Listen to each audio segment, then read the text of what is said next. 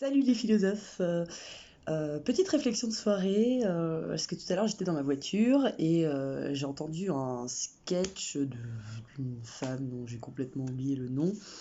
Dommage, j'aurais bien aimé vous le donner, mais bref, c'était un sketch assez rigolo sous la forme d'un petit conte, une histoire qui se déroule dans un zoo. Et le zoo est surpeuplé.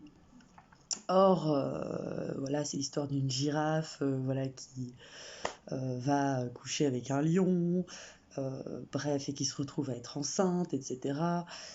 Et le lion ne veut pas reconnaître le girafon parce que pour lui c'est de la faute de la girafe qui voulait pas se faire sodomiser.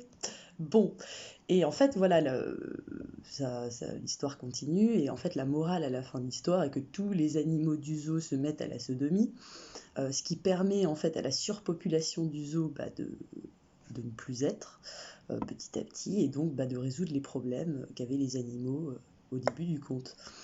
Et j'ai trouvé ça très étonnant, et j'ai eu envie de vous partager cette réflexion-là, parce que c'est vrai, dans un sens, on peut se dire, voilà, une des choses qui fait que, par exemple, dans le catholicisme, l'usage du préservatif, voilà, ou dans les religions de manière générale, la sodomie, va être interdite. Bon, un des premiers arguments qui est donné, c'est que ça ne sert pas à la procréation. Or, on peut comprendre ça à une époque où la mortalité était extrêmement élevée, il y avait des luttes de nation en nation, donc le nombre d'enfants faisait là aussi participer à la puissance d'une nation. Mais aujourd'hui, on est dans une situation de surpopulation mondiale. Est-ce qu'il n'y a pas de ce côté-là, sur ces points-là, un renversement des valeurs? Au sens où voilà, l'usage du préservatif et la sodomie deviennent des nécessités éthiques.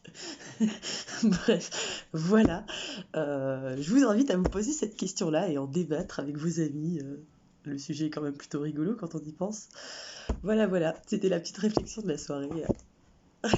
Bonne soirée les philosophes.